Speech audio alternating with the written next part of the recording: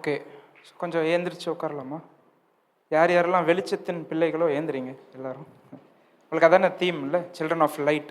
எல்லாம் கொஞ்சம் ஏந்திரிச்சு கை காலெலாம் ரிலாக்ஸ் பண்ணி அப்படியே உட்காருங்க. ஆடியன்ஸ் எல்லாம் கொஞ்சம் தொடர்ந்து உட்காந்துட்டு இருக்கோம்ல, சோர்வாக இருக்கும். ஓகே, உட்காரு.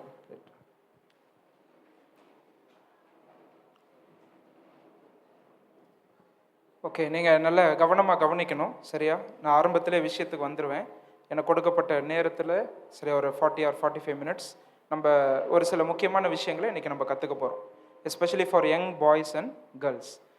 1 தெசலோனிக்கேயர் 5:5 இந்த தீம் எடுத்திருக்கிறாங்க, சரியா? என்ன தீம்? நீங்கள் எல்லாரும் வெளிச்சத்தின் பிள்ளைகளும் பகலின் பிள்ளைகளுமாய் இருக்கிறீர்கள் அப்படின்னு அந்த வசனம் சொல்லுது. First of all that talks about my identity. நீங்கள் எல்லாரும் வெளிச்சத்தின் பிள்ளைகள் பகலின் பிள்ளைகள் அப்படின்னு சொன்னால், முதலாவது இந்த வாரத்தில் நான் எதை பற்றி பேச போகிறேன் என்றால், இது என்னுடைய அடையாளம் என்ன என்று இந்த வசனம் எனக்கு கற்றுத்தருகிறது, சரியா? இதை எதை பற்றி பேசுது? எக்கோ ஆகுதில்ல? எதை பற்றி பேசுது? என்னுடைய அடையாளம் என்ன? வாட் இஸ் மை ஐடென்டிட்டி, சரியா? நான் நிறைய இடத்துக்கு ட்ராவல் பண்ணுறது உண்டு. ட்ராவல் பண்ணும்போது ஒரு serious problem young boys and girls கிட்ட நான் பார்த்தது என்ன அப்படின்னா, the way they perceive themselves, the way they recognize themselves, the way they discern themselves. அவங்க தங்களை கொண்டுள்ள எண்ணம், தங்களை பற்றி, சரியா? எப்படி சொல்லலாம், என்னை நானே பார்க்கிற விதம், உங்களை நீங்களே பார்க்கிற விதம், சரியா? this is a serious problem. நான் எங்கே போனாலும் சரி, வாலிப பசங்க கிட்டேயும் பிள்ளைங்க கிட்டேயும் பார்க்குற ஒரு பெரிய பிரச்சனை என்ன அப்படின்னு கேட்டால், நான் யார் அப்படின்ற சரியான அடையாளம் எனக்கு தெரியாதவனாய் நான் என்னை நானே பார்த்து கொண்டு இருக்கிறேன். நான் சொல்கிறது புரியுதா? now this will affect every relation that you have. இது நீங்கள் தவறாக இருந்துச்சு அப்படின்னு சொன்னால், the poor image that you have about yourselves, உங்களை பற்றி நீங்களே கொண்டுள்ள ஒரு தவறான அடையாளம் உங்களுக்கு இருக்குமானால், அது நீங்கள் யாரோடெல்லாம் பழகிறீர்களோ அந்த உறவு எல்லாவற்றையும் அது என்ன செய்யும்? நிச்சயமா பாதிக்கும். சொல்றது புரியுதா? if you have a poor image about yourself, that will affect in a negative sense. It will affect every relationship that you hold on to, that you have. நான் சொல்றது புரிஞ்சுக்கிட்டீங்களா? சரியா? அப்போ இதுதான் நான் மெயினான ஒரு பிரச்சனையா நான் பார்க்குறேன். இதை பற்றி தான் நான் இன்னைக்கு பேசணும்னு சொல்லி நான் ரொம்பவே ஆசைப்படுறேன். நான் என்னையே ஏற்றுக்க முடியல அப்படின்னு சொன்னால், இன்னொரு ஒருவர் என்னை ஏற்றுக்கொள்வார் என்று நான் எப்படி நம்ப முடியும்? சொல்வது புரியுதா? If I do not accept myself, then how will I trust others to accept the way I behave myself, the way I am? சரியா? நான் இருக்கிற வண்ணமாகவே என்னை மற்றவர்கள் ஏற்றுக்கொள்ள வேண்டும் என்றால், நான் முதலாவது இருக்கிற வண்ணமாகவே என்னை ஏற்றுக்கொள்வது அவசியம். சொல்வது புரியுதா? ஸோ இதெல்லாம் ஒரு இன்ட்ரோடக்ஷனாக நான் கொடுக்குறேன், சரியா?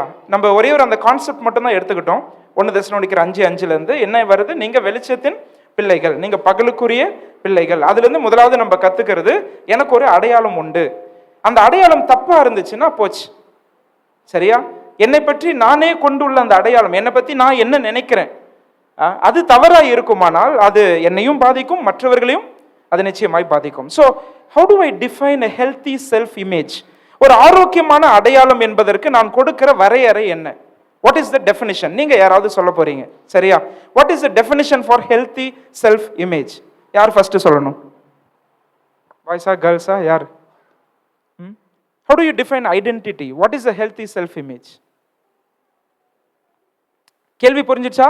எல்லாருக்கும் கேள்வி புரிஞ்சிச்சா? தலையை ஆட்டுங்களேன். கேள்வி புரியலையா? என்னை பற்றி நான் கொண்டுள்ள அந்த அடையாளம், சரி, ஒரு ஆரோக்கியமான அடையாளம், ஹெல்தி செல்ஃப் இமேஜ் அப்படின்னா என்ன? நீங்க என்ன நினைக்கிறீங்க? நான் ஒரு பாவின்றது எதன் அடிப்படையில்? இப்போ நீ இதை போய் சமுதாயத்தில் சொன்னா, நான் ஒரு பாவி அப்படின்னு சொன்னா எல்லாம் உன்னை பார்த்து சிரிப்பாங்க, கரெக்டா? சரி, எதன் அடிப்படையில் நீ சொல்ற? வெரி குட், சரியா? கர்த்தருக்கு எனக்கு ஓகே. Any other answers? வேற என்ன பதில் இதுக்கு வச்சிருக்கிறீங்க? உங்களை கேட்டால் நீங்க என்ன டெஃபினிஷன் கொடுப்பீங்க? அவர் என்ன சொன்னார்? நான் ஒரு பாவின்னு சொன்னாரு. கர்த்தர் என்ன பார்க்கிற விதத்துல இல்லையா? கர்த்தர் என்ன சொன்னீங்க நீங்க? கர்த்தரோடு என்னை ஒப்பிட்டு பார்க்கும்போது நான் ஒரு பாவின்னு சொன்னார். சரி, வேற சீக்கிரம் கடகடன்னு சொல்லுங்க, அடுத்தது போகணும். ஓகே, நான் தேவனுடைய பிள்ளை. எப்படி, இதை எப்படி சொல்றீங்க? ஓகே, அக்செப்டிங் ஜீசஸ் கிரைஸ்ட், இயேசு கிறிஸ்துவை ஏற்றுக்கொண்டால் நான் தேவனுடைய பிள்ளை. எங்கிருந்து இதை கண்டுபிடிச்சிங்க? எப்படி இது உங்களுக்கு தெரியும்? How did you get this identity? ஆமா, அவர் நம்முடைய பாவத்துக்காக சிலுவையில மரிச்சார், சரி, அதை நான் விசுவாசிக்கிறேன், அது மூலமா தேவனுடைய பிள்ளையாக. Okay, you are all correct. வேற ஏதாவது பதில்கள்? ஓகே, அவங்க 2 பேர் சொன்னதும் கரெக்ட் தான். அவங்க 2 பேரும் அந்த டெஃபினேஷன் எங்க இருந்து எடுத்திருக்காங்க அப்படின்னு கேட்டா, எங்க இருந்து எடுத்திருக்காங்க? பைபிள்ல இருந்து எடுத்திருக்காங்க, சரியா? நான் இப்படி ஒரு டெஃபினேஷன் கொடுக்குறேன். Healthy self image is the way you look at yourself as how God looks at yourself, no more no less. நான் சொல்றது புரிஞ்சுக்கிட்டீங்களா? கடவுள் உங்களை எப்படி பார்க்கிறாரோ அதே வண்ணமாக நீங்கள் உங்களை பார்ப்பீர்களானால் அதுதான் உங்களுக்கு ஆரோக்கியமான அடையாளம். அதுல 1% மேலேயும் இல்லை கீழேயும் இல்லை. நான் சொல்றது புரியுதா? அதை எழுதி கூட வச்சுக்கோங்க, சரியா? ஹெல்தி செல்ஃப் இமேஜ்னா என்ன, சரியா? நான் இதுல எழுதி இருக்கிறேன், to see yourself as God sees you, no more no less. This is reality. இதான் யதார்த்தம், இதான் உண்மை.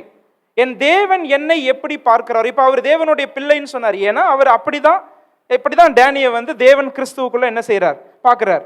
இப்ப இவர் பாவின்னு சொன்னார், உண்மைதான். ஆண்டவர் ஒரு ரட்சிக்கப்படாத அல்லது ரட்சிக்கப்பட்டு பாவத்துல கூட இருக்கிறவங்களை சில நேரத்துல என்ன செய்யறார், ஆண்டவர் என்ன ஒரு பாவின்னு உணர்த்துறார், என்ன பாவின்னு பார்க்க. நான் தேவனோடு என்னை ஒப்பிட்டு பார்க்கும்போது என்னோட பாவங்கள் கண்ணுக்கு தெரியுது. அப்ப இந்த டெஃபினிஷன்ல அவங்க எங்க இருந்து எடுத்துட்டு வராங்க அப்படின்னு கேட்டா, நான் இப்ப சொன்ன மாதிரி they are looking at themselves as how God looks at them, சரியா? அதை தான் நீங்க முக்கியமா மனசுல வைக்கணும். to see yourself as God sees you, no more and no less. இதை நல்லா மனசுல வச்சுக்கணும். ஆண்டவர் உங்களை எப்படி பார்க்கிறாரோ அப்படிதான் நீங்கள் உங்களை பார்க்க வேண்டும். அதுதான் ஆரோக்கியமான அடையாளம், சரியா? அதுதான் ஆரோக்கியமான அடையாளம். ஒரு சில உதாரணங்கள் சொல்லி உங்களுக்கு புரிய வைக்கிறேன். நீங்களாம் பசில்ஸ் அடுக்குவீங்க இல்லையா? யங் பாய்ஸ் அண்ட் கேர்ள்ஸ் நிறைய பசில்ஸ் அடுக்குவீங்க. பசில்ஸ் அடுக்கும் போது எங்கேருந்து ஆரம்பிப்பீங்க? ஒரு அமேசானில் நான் ஆர்டர் பண்ணுறேன், சரி, ஒரு பசில் பாக்ஸ் வந்துருச்சு, சரி, இப்போ அந்த பசில்ஸ் அடுக்கும் போது எங்கேருந்து ஸ்டார்ட் பண்ணுவீங்க? சீக்கிரம் எங்கேருந்து ஸ்டார்ட் பண்ண, அதான் கேட்குறேன், எங்கேருந்து ஸ்டார்ட் பண்ணுவீங்க? Very good, excellent. அவன் என்ன சொன்னான் அப்படின்னா, அந்த பிக்சர்லேருந்து தான் ஸ்டார்ட் பண்ணுவேன்னு சொன்னான். இப்போ பாருங்க, நான் ஆர்டர் பண்ணியிருக்கேன் அமேசான்லேருந்து, ஒரு பசில்ஸ்லாம் வந்துருச்சு, சரியா? நல்ல எல்லா பசில்ஸும் வந்துருச்சு, ஒரு 600 பீசஸ் வந்துருச்சு. ஆனால் என்ன பண்ணிட்டாங்க அப்படின்னு கேட்டால், பாக்ஸ் டாப்பை மாற்றி கொடுத்துட்டாங்க. அந்த பாக்ஸில் வச்சு அனுப்புகிறாங்க. பாக்ஸ் டாப்பில் தான் என்ன இருக்கும் தெரியுமா? அந்த படம் இருக்கும், கரெக்டா? இந்த படத்தை மாற்றிட்டாங்க. ஆனால் உள்ளுக்குள்ள 600 பீஸ் இருக்குது. அடுக்க முடியுமா முடியாதா? முடியவே முடியாது. நான் சொல்வது புரியுதா? இங்கே பார்த்தா சிகப்பு கலரில் இருக்கும், உள்ளே பார்த்தா சிவப்பு கலரே இருக்காது. இங்கே பார்த்தா பச்சை கலரில் இருக்கும், உள்ளே பார்த்தா ஃபுல்லாக மஞ்சளாக இருக்கும். ஏன்னா நல்லா புரிஞ்சுக்கோங்க, உள்ள இருக்கிற பசில்ஸை நான் எதை பார்த்து அடுக்கிறேன் அப்படின்னா அந்த பாக்ஸோடைய டாப்ல இருக்கிற இமேஜ் இல்லையா? இப்போ நல்லா புரிஞ்சுக்கணும். அதுதான் நமக்கு இப்போ நீங்க கையில வச்சிருக்கிறீங்க தெரியுமா, இந்த பைபிள், சரியா? எப்படி அந்த பசில்ஸ் அடுக்கிறதுக்கு அந்த பாக்ஸ் டாப் ஹெல்ப் பண்ணுதோ, அதே போல உங்களை நீங்களே பார்ப்பதற்கு, நான் யார் என்கிற கேள்விக்கு பதில் கொடுப்பது எதுங்க? எது? எல்லாரும் சொல்லுங்களேன், பைபிள், சரியா? இதுல இருக்கிறது அத்தனையும் உண்மைன்னு உங்களுக்கு ஒரு கன்விக்ஷன் இருக்குதா? யங்ஸ்டர்ஸ் கிட்ட இதை முதலாவது நான் கேட்கிறேன், சரியா? பைபிள் இருக்கிற அத்தனையும் சத்தியம் அப்படின்னு நீங்க நம்புறீங்களா? என்ன இதுக்கு தலையாட்டுறதுக்கு இவ்வளவு நேரம் ஆகுது? அப்படி இல்லைனாலும் இல்லைன்னு சொல்லுங்க. நம்புறீங்களா? பைபிள் ஆண்டவர் கொடுத்த புஸ்தகம் நம்புறீங்களா? சரியா? இது தேவனுடைய வார்த்தை நம்புறீங்களா? அப்ப இந்த பைபிள் நமக்கு என்ன சொல்லி தருது, என்னை குறித்து என்ன சொல்லுது? அதுதான் தேவன் என்னை பற்றி கொண்டுள்ள அந்த எண்ணம், சரியா? அது போல நான் என்னை பார்க்க கற்றுக்கொள்வேனானால் அதுதான் என்னுடைய அடையாளம். வெர்டிகோ கேள்விப்பட்டிருக்கீங்களா? இந்த இங்கிலீஷ் வேர்டு வெர்டிகோ. இந்த பிளேன்லாம் ஓட்டுறவங்களுக்கு ட்ரைனிங் கொடுப்பாங்க. ட்ரைனிங் கொடுக்கும்போது அதே போல சப்மெரின் டைவர்ஸ் இருக்கிறாங்கல்ல, அவங்களுக்கு வந்து இந்த ட்ரைனிங் கொடுப்பாங்க. என்ன ட்ரைனிங்னா, அவங்க ஒரு குறிப்பிட்ட இதுக்கு போறப்போ ஏதாவது ஒரு சுழல் காற்றுல அந்த ஹெலிகாப்டர்ல பிளேன் மாட்டிக்கிச்சு அப்படின்னு சொன்னா அப்படி தலைக்கீழ போயிடும். ஆனா தலைக்கீழ போயிட்டு இருக்கிறப்ப கூட ஓட்டுறவருக்கு எப்படி தோணும்னு கேட்டா, எப்படி இருக்கும் அப்படின்னு கேட்டா, நேரா இருக்கிற மாதிரியே இருக்கும். ஆனா பிளேன் ஆக்சுவலி எப்படி இருக்கும்? தலைக்கீழ இருக்கும். அதனால அவங்களை எப்படி ட்ரெயின் பண்ணுவாங்கன்னு கேட்டீங்கன்னா, அவங்க என்ன நினைக்கிறாங்களோ, அவங்க என்ன ஃபீல் பண்றாங்களோ அதை பொறுத்து ஓட்டுறதுக்கு ட்ரெயின் பண்ண மாட்டாங்க. ஆனா அவங்களுக்கு ஒரு இன்ஸ்ட்ருமெண்ட் மூலமா தான் அவங்கள ட்ரெயின் பண்ணுவாங்க. நான் சொல்றது விளங்குதா? உள்ளுக்குள்ள ஒரு இன்ஸ்ட்ருமெண்ட் இருக்கும். அந்த இன்ஸ்ட்ருமெண்ட்டை பார்த்து தான் அது என்ன சொல்லுதோ, அது தலைக்கீழ இருக்குன்னு சொன்னா, ஒருவேளை நான் நேரா இருக்கிறேன்னு நினைச்சிட்டு இருந்தாலும் ஃப்ளைட் ஆக்சுவலி எப்படி இருக்கு? தலைகீழ தான் இருக்கு. ஆனா அது எதை சொல்லி தருது எனக்கு? அந்த இன்ஸ்ட்ருமெண்ட். சரியா? இதுதான் என்னுடைய டிவைன் இன்ஸ்ட்ருமெண்ட். நான் சொல்றது புரியுதா? இப்போ தவறான அடையாளத்தை ஒருவேளை என்னுடைய ஃபீலிங்ஸை எனக்கு கொடுக்கலாம்.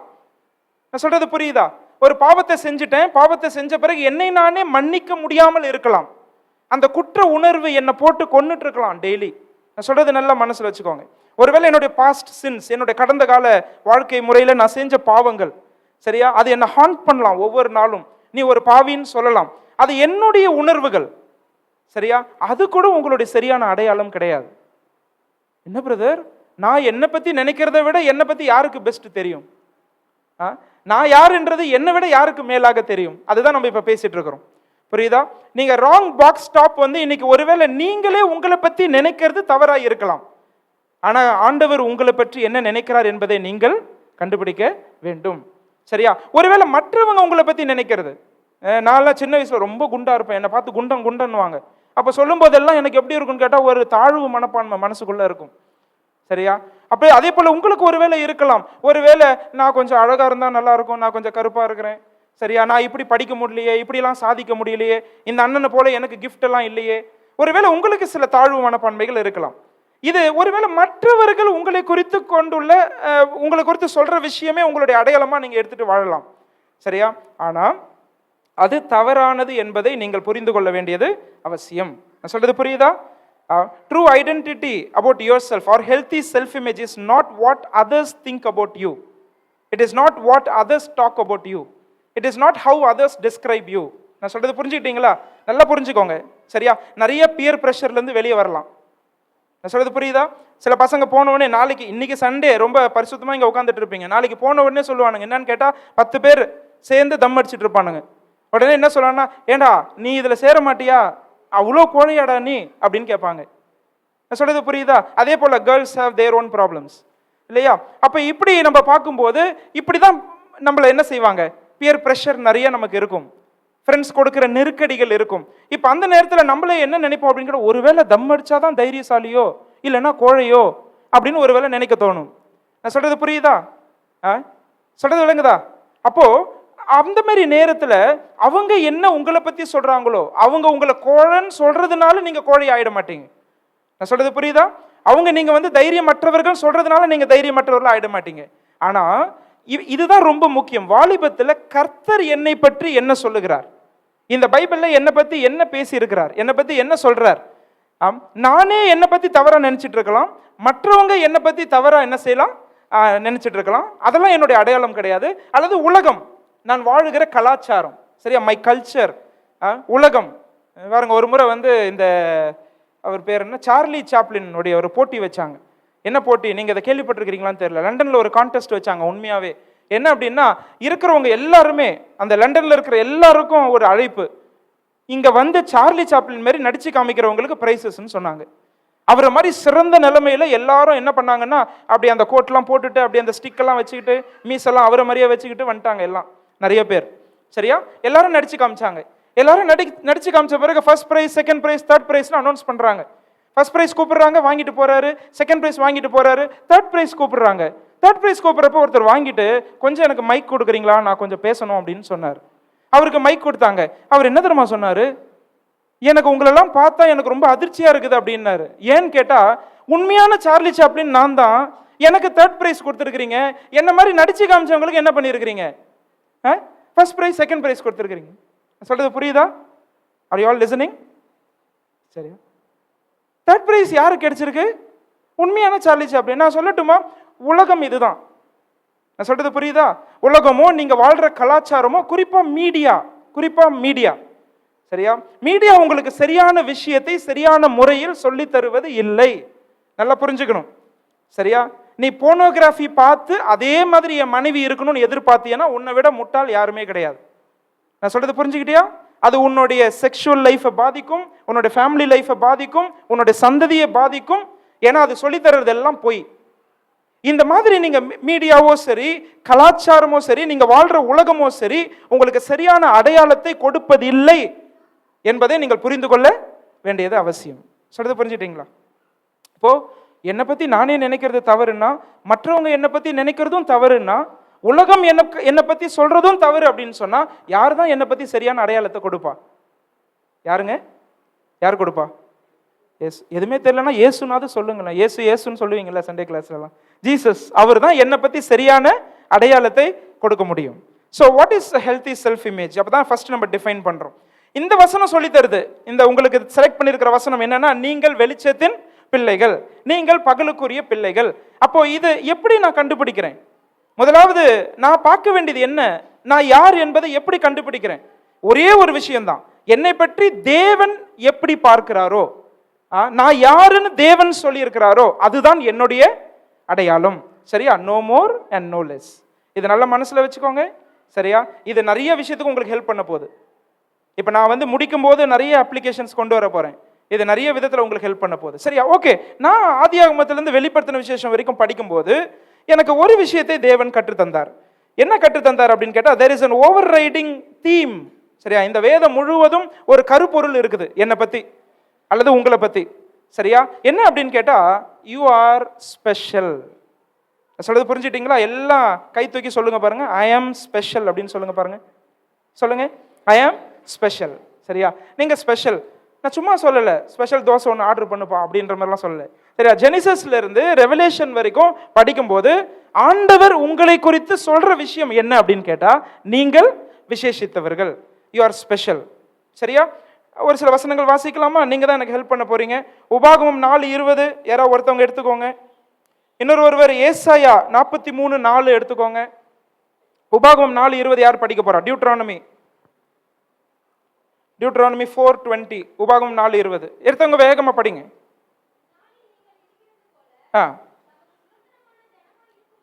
தமக்கு சுதந்திரமான ஜனமாய் இருக்கும்படி. கவனிச்சிங்களா? God's own people and God's special position. சரியா? சுதந்திரம்னா சொத்து. இந்த வசனம் என்ன சொல்லி தருதுன்னா, நீங்க தேவனுடைய சொத்துன்னு சொல்லி தருது. நீங்க தேவனுடைய விசேஷித்த ஜனங்கள்னு சொல்லி தருது. நீங்க அதை நம்புறீங்களா? நம்புறதுக்கு ரெடியா இருக்கிறீங்களா? வசனம் சொல்லி தரது தான் நான் உங்களுக்கு சொல்றேன். சரியா?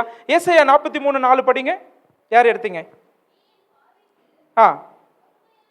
ஆமா, உங்களை பத்தி தான் சொல்லுது பைபிள். சரியா? நீ என் பார்வைக்கு அருமையான ஒரு படியினால் கனம் பெற்றாய், நானும் உன்னை சிநேகித்தேன். போதும். I have loved you. சரியா? என்னுடைய பார்வையில நீ ரொம்ப கனம் பெற்றவ.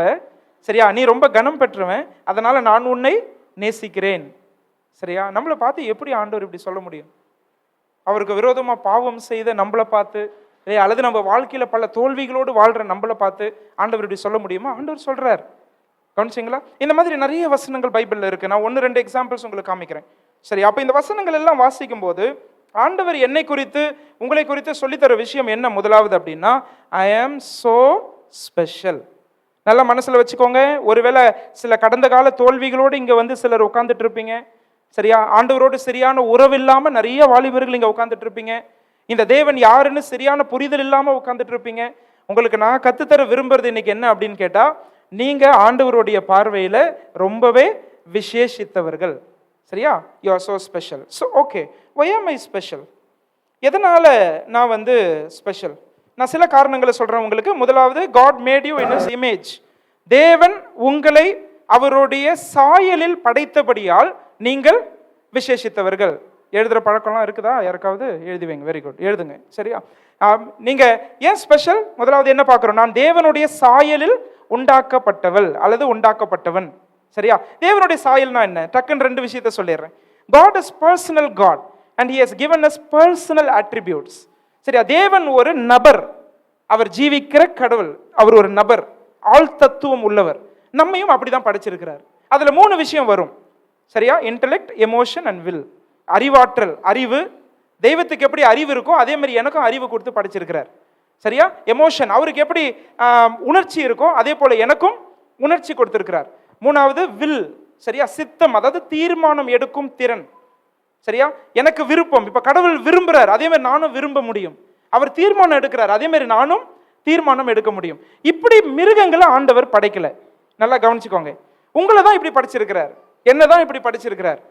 சரியா? படைப்புகள் எல்லாத்தையும் நிக்க வச்சுட்டு எது ரொம்ப ஸ்பெஷல் அல்லது எது ரொம்ப யூனிக் அப்படின்னு ஆண்டவர்கிட்ட கேட்டீங்கன்னா மனுஷனை தான் கை காமிப்பார். சரியா? படைப்புகள் எல்லாவற்றிலும் மணிமகுடம் மனிதன்.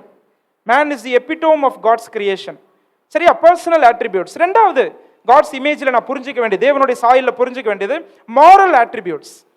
அவர் God is a moral God. அவர் பரிசுத்தரா? எல்லாம் சந்தேகத்தோடய தலையாட்டுறீங்க. அவர் பரிசுத்தமான கடவுளா இல்லையா? நான் உங்களை கேட்கல பரிசுத்தமா இல்லையா, சரியா? அவரை தான் கேட்டேன். ஆண்டவர் பரிசுத்தரா இல்லையா? பரிசுத்தர் இல்லையா? அவர் 100% பரிசுத்தர், பாவத்தை பார்க்க மாட்டாத சுத்த கண்ணர், சரியா? அவர் பரிசுத்தர். அதே போல நம்மையும் என்ன செய்தார்? பரிசுத்தமா படைச்சார். அவர் நன்மை செய்ய முடியும். அதே போல மனுஷனும் என்ன பண்ண முடியும்? நன்மை செய்ய முடியும். அவர் நீதி செய்ய முடியும். he is righteous, justice இல்லையா? just God. அதே போல நானும் என்ன செய்ய முடியும்? நியாய நீதி செய்ய முடியும்.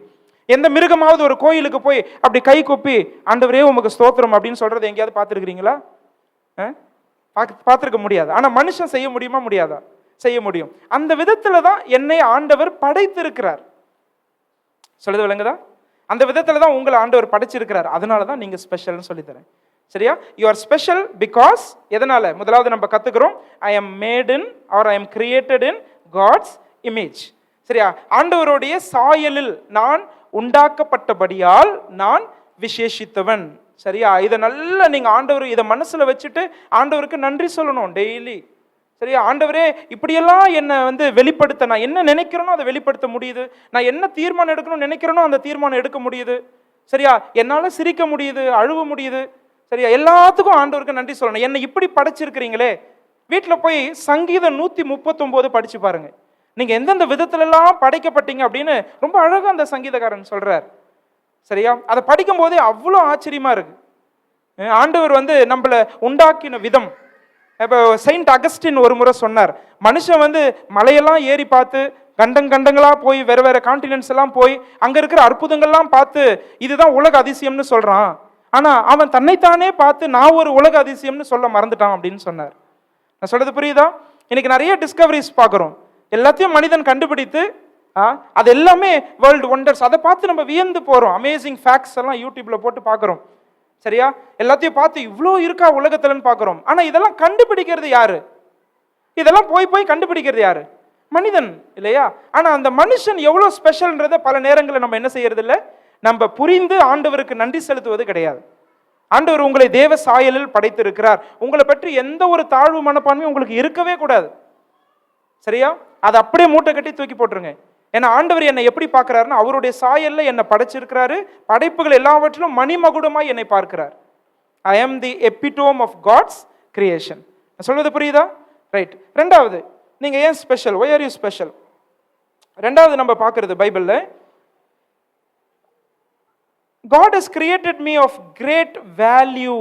இதை நல்லா புரிஞ்சுக்கோங்க. எனக்கு ஒரு பெரிய மதிப்பு கொடுத்து ஆண்டவர் என்னை படைத்திருக்கிறார். ஆண்டவர் எனக்கு ஒரு பெரிய மதிப்பு கொடுத்திருக்கிறார், சரியா? அவருடைய பார்வையில நான் மதிப்பு பெற்றவன்.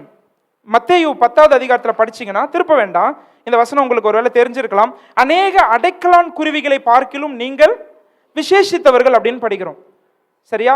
ஒரு சராசரி யூதன் ஒரு நாளைக்கு 8 மணி நேரம் வேலை செஞ்சாருன்னா, அந்த 8 மணி நேரத்தில் ஒரு ஆவரேஜ் ஜூவிஷ் பர்சன் ஒரு நார்மல் ஜாப் பண்ணும்போது அவருக்கு எவ்வளவு சம்பளம் கிடைக்குதோ அந்த சம்பளத்துல அவர் 16 அடைக்கலான் குருவிகள் வாங்கிடலாம். நான் சொல்றது நல்லா கவனிங்க. 8 மணி நேரம் வேலை செய்யறார், 16 அடைக்கலான் குருவிகள் வாங்கிடுவார் அந்த சம்பளத்துல, அந்த காசுல. அப்படின்னா ஒரு அரை மணி நேரம் வேலை செஞ்சா போதும், ஒரு குருவி என்ன பண்ணிடலாம்? வாங்கிடலாம். கரெக்டா நான் சொல்றது? அரை மணி நேரம் வேலை செஞ்சா போதும். இந்த குருவி செத்து போனா என்ன, விழுந்தா என்ன, போனா என்ன, சாப்பிட்டா என்ன, யார் கண்டுப்பா? ஒரு குருவி செத்துருச்சுன்னா அந்த மனுஷன் என்ன நினைக்கிறதுக்கு வாய்ப்பு இருக்கு அப்படின்னா, ஒரு அரை மணி நேரம் வேலை செஞ்சா என்னால இன்னொரு குருவியை வாங்க முடியும், சரியா? ஆனா பைபிள் சொல்லுது, இந்த குருவி மேலேருந்து கீழே விழுறது கூட ஆண்டவர் என்ன செய்யறார்? பார்த்துட்டு இருக்கிறார். இந்த குருவிக்கு சாப்பாடு கொடுக்கறது யாரு? நம்ம ஆராதிக்கிற தேவன். இந்த குருவி செத்து போனா யாருடைய கண்களுக்கு அது மறைக்கப்படாது, ஆண்டவருக்கு அது மறைவாக எதுவுமே அது எதுவுமே எந்த குருவியும் சாக முடியாது. இதை சொல்லிட்டு சொல்றார் மத்தேயு, அநேக அடைக்கலான் குருவிகளை பார்க்கிலும் நீங்கள் விசேஷித்தவர்கள். கவனிச்சுங்களா? ஒரு அடைக்கலான் குருவி இல்ல, அநேக அடைக்கலான் குருவிகளை பார்க்கிலும் நீங்கள் விசேஷித்தவர்கள். தலையிலிருந்து ஒரு முடி விழுந்தாலும் அவருக்கு அது தெரியுது, சரியா? நிறைச்ச முடி பத்திலாம் கவலைப்படாதீங்க, டை எல்லாம் அடிக்காதீங்க, கலர்லாம் யூஸ் பண்ணாதீங்க, எல்லாம் ஆண்டவருடைய அனுமதி தான், சரியா? நம்மள இந்த விதத்துல வச்சிருக்கிறாருன்னா ஆண்டவருக்கு கோடி நன்றி சொல்லணும். புரியுதா நான் சொல்றது? ஆண்டவருடைய பார்வை நீங்க ரொம்ப ஸ்பெஷல், சரியா? ஏன்னா நீங்க ரொம்ப மதிப்பு பெற்ற. பாருங்க, ஜெரி பிரதர் தலையை தடவி காமிக்கிறாரு, சரியா? அது ஓகே. அப்ப பாருங்க, ஆமா ரைட் ஓகே. அப்ப இந்த மாதிரி நான் ரொம்ப வேல்யூபிள், சரியா, நான் ரொம்ப மதிப்பு பெற்றவன், சரியா. ஓகே, இது வேற ஒரு விதத்திலையும் நான் பார்க்குறேன். என்னுடைய மதிப்பு யாருன்னு கேட்டிங்கன்னா கர்த்தராகிய இயேசு கிறிஸ்து. உங்களிடத்துல நான் இந்த இல்லஸ்ட்ரேஷன் யூஸ் பண்ணியிருக்கேன் ஒரு முறை, உங்களுக்கு ஞாபகம் இருக்கான்னு தெரியல. உன் பேர் என்னம்மா? அபித்ரா. அபித்ராவுக்காக ஒரு ஏலம் நடக்குது பரலோகத்தில், சரியா. There was an auction for Abithra. அபித்ராவுக்கு எவ்வளோ கொடுப்பீங்க அப்படின்னு ஒரு ஏலம், சரியா. ஒருத்தர் சொல்றாரு நான் 20 லட்சம் கொடுக்குறேன் அப்படின்றார்.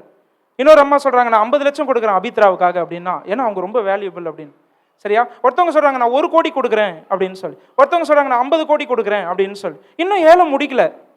கடைசியா ஒரு சத்தம் இப்படி சொல்லுது, நான் என்னுடைய குமாரனையே அபித்ராவுக்காக கொடுக்கிறேன் அப்படின்னு ஒரு குரல் வருது. அப்பதான் ஏலம் முடியுது. நான் சொல்றது உங்களுக்கு புரியுதா? அபித்ராவுடைய வேல்யூ என்ன தெரியுமா? நான் எப்படி சொல்றேன், இந்த உலகத்துல யாருமே வாழல, அபித்ரா மட்டும்தான் வாழறான்னு வச்சுப்போம். she is the only living person in this world, just imagine, சரி. ஒரு கற்பனைக்கு நான் சொல்றேன், still Jesus Christ would have come down to this world to die on the cross for Abitra. நான் சொல்றது புரியுதா? அபித்ரா மட்டும்தான் இந்த பூமியில வாழற ஒரே பெண்ணா இருந்தாலும் அவளுக்காக இயேசு பெருமான் இந்த பூமிக்கு என்ன செய்திருப்பார்? வந்திருப்பார். சிலுவையில அவளுக்காக, அவளுடைய பாவங்களுக்காக தன்னுடைய உயிரை அவர் கொடுத்திருப்பார். இப்ப சொல்லு, உன்னுடைய வேல்யூ என்ன? அபித்ராவுடைய வேல்யூ என்ன, அல்லது என்னுடைய வேல்யூ என்ன? த லார்ட் ஜீசஸ் கிரைஸ்ட். இதை விட பெரிய வேல்யூ ஒன்று சொல்லிடுங்களேன். நான் என் செய்தி இதோடு நிறுத்திடுறேன், சரியா. இதை விட ஒரு பெரிய வேல்யூ, ஒருவேளை ஒரு 500 கிலோ தங்கம் அப்படின்னு சொல்லலாமா? அதெல்லாம் ஒரு நாள் என்ன ஆக போகுது? எல்லாமே போகுது, சரியா. ஒருவேளை ஒரு 2000 கோடி பணம் அப்படின்னு சொல்லலாமா? அது எல்லாமே ஒரு நாள் என்ன ஆக போகுது? அது எல்லாமே அழிந்து போக போகுது. If I was the only living person in this world, still God would have come down to this world to die for me on the cross. சிலுவையிலே நான் ஒருவனுக்காக, பால் அகஸ்டினுக்காக, நான் யாரு? என்னையும் ஒரு ஆளா எண்ணி, ஒரு பொருட்டா எண்ணி ஆண்டவர் எனக்காக இந்த பூமிக்கு வந்து சிலுவையில் அவரோட உயிரியை கொடுத்திருக்கிறாருன்னா அவர் தான் என்னுடைய மதிப்பு. இனிமேட்டு உங்களை பார்த்து யாராவது உங்களுடைய வேல்யூ என்ன அப்படின்னு கேட்டா, என் வேல்யூ ஜீசஸ் கிரைஸ்ட்னு சொல்லுங்க. சொல்றது புரியுதா? It will get rid of all your doubts and confusions and எல்லா inferiority complexும் போயிடும். நல்ல மனசுல வச்சுக்கணும், நான் ரொம்ப ஸ்பெஷல். ஏன்னு கேட்டா கர்த்தர் எனக்கு கொடுத்திருக்கிற வேல்யூ ரொம்ப பெருசு, எனக்கு கொடுத்திருக்கிற மதிப்பு ரொம்ப பெருசு, சரியா. உங்களுடைய மதிப்பு யார் அப்படின்னு கேட்டா ஆண்டவராகிய இயேசு கிறிஸ்து தான் உங்களுடைய மதிப்பு. ஏன்னா உங்களுக்காக சிலுவையில அவர் ஒரு பிரைஸ் கொடுத்தார், ஒரு விலை கொடுத்தார். நீங்கெல்லாம் நியாயப்பிரமாணம்னு சொல்லிட்டு இருந்தீங்க இல்லையா? நியாயப்பிரமாணம் என்ன குற்றவாளின்னு சொல்லிச்சு. நியாயப்பிரமாணம் வந்து நான் ஒரு பாவின்னு சொல்லிச்சு, சரியா. நியாயப்பிரமாணம் எனக்கு விரோதமா ஒரு டெப்ட் சர்டிபிகேட் கொடுத்துச்சு, ஒரு கடன் சான்றிதழ், சரியா, ஒரு குற்ற பத்திரிகை. அதுதான் நியாயப்பிரமாணம் கொடுத்துச்சு, சரியா. அந்த கடனை என்னால செலுத்தி தீர்க்கவே முடியல. பால் அகஸ்டின் செலுத்த வேண்டிய கடனை பால் அகஸ்டினால செலுத்தவே முடியாது, எந்த மனுஷனும் செலுத்த முடியாது. ஆனா இயேசு கிறிஸ்து வந்தார், நியாயப்பிரமாணத்தை முழுவதுமாய் நிறைவேற்றின இயேசு கிறிஸ்து என்னுடைய ஸ்தானத்தை எடுத்துக்கொண்டார் சிலுவையில. நான் செலுத்த வேண்டிய கடனை அவர் என்ன செய்தார்? செலுத்தினார்.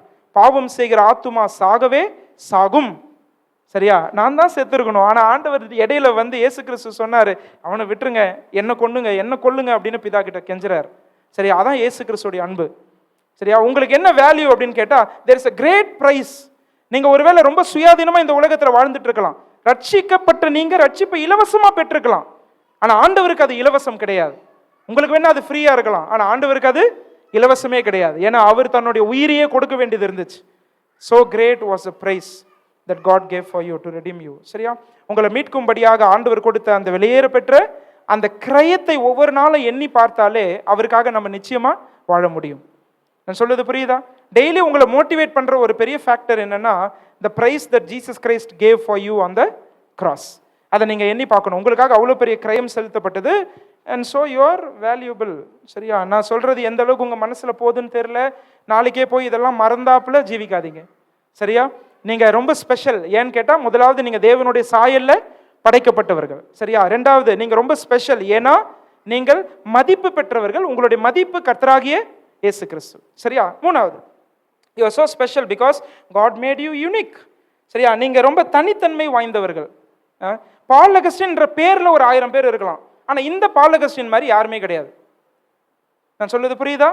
இன்னைக்கு உலகத்துல பாத்தீங்கன்னா 8 பில்லியன் பீப்புள் அரௌண்ட் எவ்வளவு இருக்கிறாங்க? 800 கோடியா? 800 கோடி ஜனங்கள் இன்னைக்கு இருக்கிறாங்க. ஆனா நீங்க மட்டும், உங்க ஒரு நபரை சொல்றேன், உங்களை ஆண்டவர் தனித்தன்மை வாய்ந்தவர்களாய் படைத்திருக்கிறார். God has created you as a unique person. சரியா? உங்களை தனித்தன்மை வாய்ந்தவர்களா படைச்சிருக்கிறார். அதனால நீங்க என்ன செய்யக்கூடாது அப்படின்னு கேட்டா, you should avoid unnecessary comparisons with others. சரியா? மற்றவர்களோடு என்ன நானே ஒப்பிட்டு பார்ப்பது. சரியா? இது ஒரு பெரிய பிரச்சனை இல்லையா நமக்கு? Most of the time we are living for others தான் இல்லையா? எனக்காக நான் வாழ்றேன்னு கூட கிடையாது. சில நேரங்கள்ல கடவுளுக்காக வாழ்றதெல்லாம் ரொம்ப தூரம். ஆனா முக்காவாசி நேரம் வாலிபர்கள் யாருக்காக வாழ்ந்துட்டு இருக்கிறோம் அப்படின்னு கேட்டா, மற்றவர்களுக்காக தான் வாழ்ந்துட்டு இருக்கிறோம் இல்லையா? அதில் நம்மளுடைய ஈச் அண்ட் எவ்ரிடே ஆக்டிவிட்டிஸ் எடுத்து பாருங்க. காலையிலேருந்து நைட் வரைக்கும் நம்ம பண்ணுறதெல்லாம் எடுத்து பாருங்க. உங்கள் லைஃப்பை வந்து ஒருத்தர் வாட்ச் பண்ணாருன்னா அவர் சொல்லிடுவார், இந்த பிள்ளை வந்து மற்றவங்களுக்காக தான் வாழுது அப்படின்னு சொல்லிடுவார். அப்படிதான் நம்முடைய வாழ்க்கை பெரும்பாலும் இருக்கிறது. அந்த கம்பேரிசன்ஸ், மற்றவர்களோடு என்னை நானே ஒப்பிட்டு பார்ப்பதை நான் தவிர்க்க வேண்டும் என்றால் உங்களுக்கு இந்த புரிதல் அவசியம். நான் தனித்தன்மை வாய்ந்தவன். சரியா? God has given you unique gifts. இதை நல்லா மனசுல வைங்க. ஆண்டவர் உங்களுக்கு தனித்தன்மை வாய்ந்த வரங்களை கொடுத்திருக்கிறார். சரியா? தனித்தன்மை வாய்ந்த வரங்கள். உன் பேர் என்ன தம்பி? ஜேம்ஸ். சரியா? ஜேம்ஸால செய்ய முடிஞ்சதை என்னால செய்ய முடியாது. நான் சொல்றதை நல்லா கவனிங்க. சரியா? என்னால செய்ய முடிஞ்சதை டேனியால செய்ய முடியாது. டேனியால செய்ய முடிஞ்சதை ஆசீர்வாதத்தால செய்ய முடியாது. சொல்றது விளங்குதா? எல்லாருமே ஆண்டவர் என்ன பண்ணியிருக்கிறாருன்னா தனித்தன்மை வாய்ந்தவர்களா யூனிக்கா படைச்சிருக்கிறாரு. யூனிக் கிஃப்ட்ஸ் கொடுத்திருக்கிறார். தனித்தன்மை வாய்ந்த வரங்கள் கொடுத்திருக்கிறார். இதுதான் ரொம்ப முக்கியம். அப்ப சபையில நான் செயல்படாம விட்டா, வாலிப தம்பி தங்கச்சிங்க நல்லா கேட்டுக்கணும், நான் ஏஞ்சி ஆண்டவரை துதிக்கல, நான் வந்து ஒரு ஆராதனை சிந்தனை கொடுக்கல, நான் கர்த்தருக்காக பயன்படல, நான் போய் இவருக்கு சுவிசேஷம் அறிவிக்கல அப்படின்னு சொன்னா அந்த கேப்பை யாருமே என்ன செய்ய முடியாது, ஃபில் பண்ண முடியாது. இதை நல்லா புரிஞ்சுக்கணும். அதுக்காக தான் ஆண்டவர் என்ன பண்ணியிருக்கிறார், உங்களுக்கு யூனிக் கிஃப்ட்ஸ் கொடுத்திருக்கிறார். சரியா? சபையில் அப்படி இப்படி பல்வேறு வரங்களை ஆண்டவர் பகிர்ந்து கொடுத்திருக்கிறதுடைய நோக்கமே சபை பேலன்ஸ்டா, சமநிலையா சபை வளரணும் என்பதற்காக. இப்ப நான் என்னுடைய பங்கை புரிஞ்சு, ஒருவேளை நான் மற்றவங்களோட கம்பேர் பண்ணி, நீங்க 1 கொரிந்தியர் 12 படிச்சு பார்த்தீங்கன்னா, இந்த கண்ணை பார்த்து காது ரொம்ப ஏங்குது. அந்த பேசேஜ் படிச்சிருக்கிறீங்களா? 1 கொரிந்தியர் 11 காது வந்து கண்ணை பார்த்து சொல்லுது. என்னன்னு கேட்டா, நான் கண்ணா இல்லாததுனால நான் எதுவுமே என்னால செய்ய முடியாது அப்படின்னு சொல்லிட்டு சொல்லுது. எல்லாரும் ஒரு நபரை பார்க்கும்போது எங்க பார்ப்போம்? கண்ணு தான் பார்ப்போம் இல்லையா? கண்ணு தான் சென்டர் ஆஃப் அட்ராக்ஷன். இப்ப காது வந்து புலம்புது. என்ன புலம்புது அப்படின்னா, எல்லாரும் கண்ணையே தான் பார்க்குறாங்க. சரியா? எல்லாரும் வந்து இந்த கண்ணை தான் வந்து உயர்த்தி பார்க்குறாங்க. சரியா? இதுதான் சென்டர் ஆஃப் அட்ராக்ஷனாக இருக்கு, எனக்கு ஒன்றுமே இல்லை அப்படின்னு பார்க்கும்போது பவுல் கேட்குறாரு ஒரு கேள்வி. சரியா? சரீரம் முழுவதும் கண்ணானால் செவி எங்கேன்னு கேட்குறாரு. சொல்றது புரியுதா? இப்போ கண் ரொம்ப ஸ்பெஷல்னு சொல்லி காதெல்லாம் தூக்கிட்டு உடம்பு ஃபுல்லாக கண்ணாவே வச்சிருவோமே. இப்படி ஒரு பிக்சர் வரைஞ்சி பாருங்களேன், எப்படி இருக்கும்? ரொம்ப விகாரமாக இருக்கும்ல. சரீரம் ஃபுல்லாக கண்ணாக வச்சு வரைஞ்சி பாருங்க, ரொம்ப ரொம்ப கேவலமாக இருக்கும்ல. நம்ம சொல்லும் போதே சிரிக்கிறீங்க நிறைய பேர். அப்போ என்ன சொல்ல வர்றார் பவுல் அப்படின்னா, இது நான் மற்றொருவரோடு என்னை ஒப்பிட்டு என்னை நானே நான் ஒன்றுக்கும் உதவாதவன் என்று நினைப்பேனானால் செவி எங்கேன்னு கேட்கிறார். கவனிச்சிங்களா? ஏன்னா காதுக்கு ஒரு வேலை இருக்கு. அதுக்கு என்ன வேலை இருக்கு? அது செவி, அது கேட்கணும் இல்லையா? அந்த வேலை இருக்கு. அப்ப நீங்க நல்லா புரிஞ்சுக்கணும், நீங்க ஒவ்வொருத்தரையும் ஆண்டவர் ஏன் யூனிக்கா படைச்சிருக்கிறாருன்னு கேட்டா, நீங்க யூனிக்கான வரங்களை பெற்ற நீங்கள் சபையிலே நீங்கள் செயல்பட வேண்டும், சமுதாயத்தில் செயல்பட வேண்டும். அப்படி செயல்பட்டாதான் உங்களை கொண்டு ஆண்டவர் நிறைவேற்ற வேண்டிய நோக்கங்கள் நிறைவேறும். there is a purpose for you. அதை நான் பின்னாடி வரேன், அதை பத்தி நான் பேசுவேன். சரியா? ஓகே, இது 3வது. you are so unique. அதனால ப்ளீஸ் அவாய்ட் unnecessary comparisons. மற்றவர்களோடு நீங்க ஒப்பிட்டு பார்க்காதீங்க. சரியா? ஷாருக் கான் மாதிரி முடியெல்லாம் வைக்க ட்ரை பண்ணாதீங்க. சரியா? விஜய் படம் பார்த்து அப்படியே அவர் மாதிரியே பேண்ட் எல்லாம் போடணும்னு நினைக்காதீங்க. சரியா? அப்ப இந்த மாதிரி unnecessary comparisons அவாய்ட் பண்ணி நீங்க ஒண்ணு புரிஞ்சுக்கணும். என்னன்னு கேட்டா, நானா இருக்கிறேன், ஆண்டவர் என்னை இப்படி தனித்தன்மை வாய்ந்தவனா படைச்சிருக்கிறாரு. ஏன்னா என்னை கொண்டு ஆண்டவர் ஏதோ செய்ய போறாரு. அது நான் செய்யலனா யாருமே செய்ய முடியாது. இதை நல்லா நீங்க புரிஞ்சுக்கணும். சரியா? ஓகே, 4வது, God loves you and so you are special. நீங்க ஏன் ஸ்பெஷல், ஏன் விசேஷித்தவர்கள்? ஆண்டவர் உங்களை நேசிக்கிறார். ஆண்டவருடைய நேசத்தை பத்தி என்னெல்லாம் சொல்லுவீங்க? சில ஆஸ்பெக்ட்ஸ் எல்லாம் சொல்லுங்க. Unconditional, very good. நிபந்தனையற்றது. ஆண்டவர் அன்பை பத்தி பேச இவ்வளவு நேரம் யோசிக்கிறீங்க. நிபந்தனையற்றது, தியாகம் நிறைந்தது இல்லையா? இன்ஃபினிட்டி இல்லையா? அது வந்து எக்ஸ்டென்சிவ்னு சொல்றாரு, அதுக்கு வந்து எல்லையே கிடையாது அப்படின்றாரு. நீங்க சொல்ற பதிலாம் நானும் யோசிச்சு 4 எழுதி வச்சிருக்கேன். சரியா? 1, காட்ஸ் லவ் இஸ் சாக்ரிஃபிஷியல். சரியா? என்ன செஞ்சார் ஆண்டவர்? நம்மை நேசித்ததுனால் தம்மையே கொடுத்தார். அவர் சொன்னாரு, நானே நல்ல மேய்ப்பன், நல்ல மேய்ப்பன் ஆடுகளுக்காக தன் ஜீவனை கொடுக்கிறான். ஒருவன் தன் சிநேகிதனுக்காக ஜீவனை கொடுக்கும் அன்பிலும் மேலான அன்பு இல்லை என்று சொன்னார். அப்படி சொன்ன இயேசு கிறிஸ்து எனக்காக தன்னுடைய உயிரை சிலுவையிலே கொடுத்தார். சரியா? உனக்காக நான் உயிரையே கொடுப்பேன்னு சில சொல்லுவாங்க, அதெல்லாம் கண்டு ஏமாந்துடாதீங்க. உயிர் கொடுத்த ஒருத்தவர் என்னுடைய அன்பை ஏற்றுக்கோன்னு சொல்றாரு. சரியா? அவரை மட்டும் டீலில் விட்டுடுறோம், மற்ற எல்லா அன்பையும் தேடி போகிறோம். அதெல்லாம் ஆண்டவர் விரும்புறது கிடையாது. சரியா? ஆண்டவருடைய அன்பு எப்படிப்பட்டதுன்னா, இட் இஸ் சாக்ரிஃபிஷியல். அவர் தம்மையே தியாகமாய் நமக்கு கொடுத்தார். ரெண்டாவது, he took the initiative in loving me. God's love took the initiative. சரியா? பாருங்க, இப்போ எனக்கும் பாப்பாவும் பேர் நான்சிக்கும் எனக்கும் சண்டை. சரியா? நான் தான் அவளை திட்டேன், எல்லா தப்பும் என் மேலே தான், நான் தான் அடிச்சுட்டேன், திட்டேன். சரியா? இப்போ திட்டேன் நான் நான்சியோட ஒப்புரவாகணும் அப்படின்னு சொன்னால் நான் தான் போய் என்ன செய்யணும்? மன்னிப்பு கேட்கணும். அதான நியாயம். ஆனால் நான் ஆண்டவருக்கு விரோதமாக பாவம் செஞ்சேன். அவர் நான் வர வரைக்கும்லாம் காத்துட்டு இல்லை, ஆனால் அவர் முந்தி என்ன தேடி ஓடியாடுறாரு. இது என்னால் புரிஞ்சிக்கவே முடியல. நான் சொல்றது புரியுதா? மனுஷங்க கிட்டேயே இது நியாயம் இல்லைன்னு சொல்லுவோம், ஆனால் பாவம் செய்தது யாரு? நான் தான். ஆனா ஆண்டவர் நம்மை தேடி வரார் இல்லையா? அவர் நம்மை தெரிந்து கொள்ளுகிறார். யோவான் சொல்றார், அவர் முந்தி நம்மிடத்தில் அன்பு கூர்ந்தார். He loved us first and so we love him. இந்த கான்செப்டே டைஜஸ்ட் பண்ண முடியல என்னால. அதுதான் ஆண்டவருடைய அன்பு. சரியா? என்னோட தோல்விகள் மத்தியிலும் என்னை நேசிக்கிறார். ஒருவேளை சில கில்ட்டோடு நீங்க உட்கார்ந்துட்டு இருக்கிறீங்கன்னா நீங்க இதை உங்க மனசுல கொள்ளணும். இப்பயும் ஆண்டவர் உங்களை துரத்தி லவ் பண்றார். சரியா? அதுதான் ஆண்டவர். Is a God of second opportunities. அவர் எப்பொழுதும் இரண்டாம் வாய்ப்புகளின் தேவன். அவர் வாய்ப்புகள் கொடுத்துட்டே இருப்பார். நெறிந்த நாணலை அவர் முறிக்கிறதில்லை, மங்கி எறிகிற திரியை அவர் அணைக்கிறதில்லை. பல நேரங்களில் அந்த அன்பினுடைய ஆழத்தை நம்ம புரிஞ்சுக்கிறது இல்லை. சரியா? So he took the initiative in loving us. மூணாவது, his love is extensive. தம்பி சொன்ன மாதிரி நான் இப்படி ஒரு வசனத்தை அடிக்கடி சொல்லுவேன், கிழக்குக்கும் மேற்குக்கும் எவ்வளவு தூரமோ நீங்க முடிச்சிருங்க, அவ்வளவு தூரமாய் நம்முடைய பாவங்களை என்ன செஞ்சிருக்கிறாராம்? மன்னிச்சிருக்கிறார். நான் பல நேரங்கள் இதை யோசிப்பேன், ஏன் வடக்குக்கும் தெற்குக்கும் சொல்லலன்னு யோசிப்பேன். ஏன்னா எனக்கு கிடைச்ச ஆன்சர் என்னன்னா, நார்த் போல் இருக்குது, சவுத் போல் இருக்குது. You can measure north to south, but east and west does not have poles. நீங்க அதை என்ன பண்ண முடியாது? மெஷர் பண்ண முடியாது. நான் சொல்றது புரியுதா? அப்ப கிழக்குக்கும் மேற்குக்கும் எவ்வளவு தூரமோ அவ்வளோ தூரமாய் ஆண்டவர் என்னுடைய பாவங்களை என்ன செஞ்சாராம்? அகற்றி போட்டார். அப்படின்னா அதுக்கு மெஷர்மெண்ட்டே கிடையாது. அவர் என்னை மன்னித்ததுக்கு அளவே கிடையாது, அவர் என்னை நேசித்ததற்கு அளவே கிடையாது. சரியா? எப்பொழுதும் என்னை நேசித்து கொண்டே இருக்கிறார். ரைட்? ஓகே. அடுத்தது, நாலாவது ஆஸ்பெக்ட் ஆஃப் காட்ஸ் லவ் என்னன்னா, நாலேஜபிள். சரியா? God's love is knowledgeable. என்ன நீங்க நல்லவங்களா பார்க்குறீங்க. ஏபி பிரதர் வந்து என்ன ரொம்ப நல்லவனா பார்க்குறாரு இன்னைக்கு, அதனால கொடுங்க இருக்க கூப்பிடுறாரு. சரியா? நாளைக்கு என்கிட்ட ஒரு கெட்ட குணத்தை பார்த்தா என்னை இதே மாதிரி ட்ரீட் பண்ணுவாரான்னு தெரியாது. சரியா? இதே மாதிரி என்னை ஏத்துப்பாரான்னு தெரியாது. நல்லா கவனிங்க, இது மனித இயல்பு.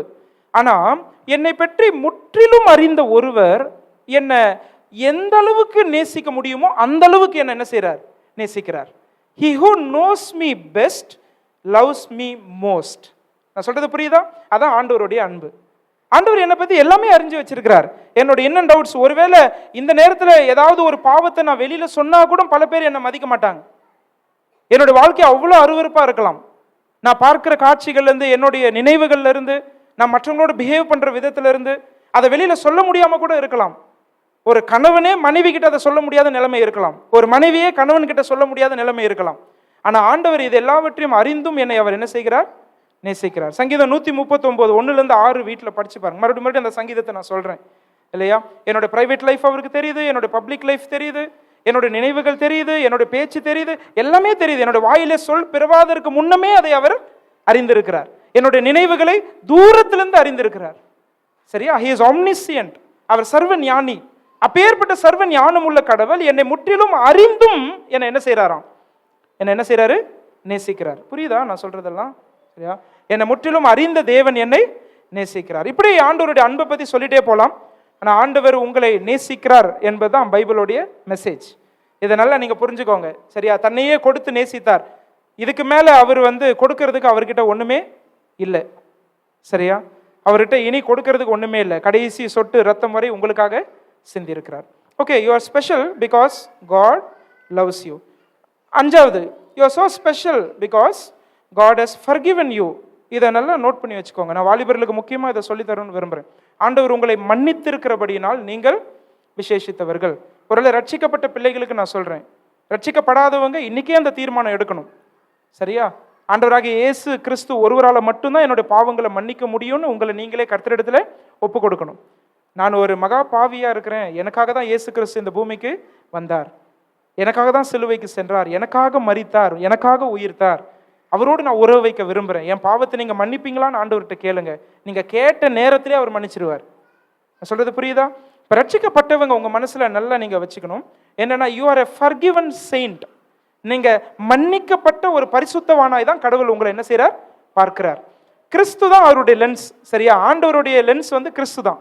கிறிஸ்துவுக்குள்ளாக தான் என்னை பார்க்கிறார். கிறிஸ்துவுக்குள்ளாக என்னை பார்க்கும்போது என்ன அவர் என்னன்னு சொல்றாருன்னா, நீதிமான்னு சொல்றார், என்னை பரிசுத்தவான்னு சொல்றார், என்னை தேவனுடைய பிள்ளைன்னு சொல்றார், என்னை பரலோகத்தின் சுதந்திரவாளின்னு சொல்றார், என்னை கிறிஸ்துவோடு கூட உன்னதங்களை உட்கார வச்சிருக்கிறார். அவருக்கு சமமா என்ன பார்க்கிறாராம் இல்லையா? இதெல்லாம் யோசிக்க முடியாத ஒரு சத்தியமா இருக்கு. சரியா? Because I am forgiven. நல்லா புரிஞ்சுக்கோங்க. ஆண்டவர் என்னுடைய கடந்த கால, நிகழ்கால, எதிர்கால பாவங்களுக்கு சேர்த்து தான் அவர் சிலுவையில் என்ன செஞ்சிருக்கிறார்? அவர் தம்முடைய உயிரையே கொடுத்திருக்கிறார், அவருடைய ரத்தத்தை சிந்திருக்கிறார். அப்போ ஆண்டவர் என்னை மன்னித்திருக்க நானே என்னை மன்னிக்க முடியாம இருக்க முடியாது. நான் சொல்றது புரியுதா? ஒரு சில பாவங்கள் செய்த பிறகு பிசாசு உங்களை பார்த்து என்ன சொல்லுவோம் அப்படின்னு கேட்டா, உன் ஜெபத்தெல்லாம் ஆண்டவர் கேட்க மாட்டாரு, உன்னை இனி ஆண்டவர் நேசிக்க மாட்டாரு, நீ ஒரு குற்றவாளியா இருக்கிற, சரியா, நீ போய் ஆண்டவர்கிட்ட போனா யார் உன்னை ஏத்துப்பா அப்படின்னு தான் சொல்லுவான். சரியா? அதை நீங்க ஏற்றுக்கொள்ளக்கூடாது. ஒரு வசனம் படிக்கிறீங்களா? சங்கீதம் 34:5 படிங்க. சங்கீதம் 34:5. ஆண்டவர் உங்க பாவத்தை மட்டும் மன்னிக்கல, பாவத்துடைய தோஷத்தையும் மன்னித்திருக்கிறார், குற்றத்தையும் சேர்த்து மன்னித்திருக்கிறார்னு வருது பாருங்க, படிங்க.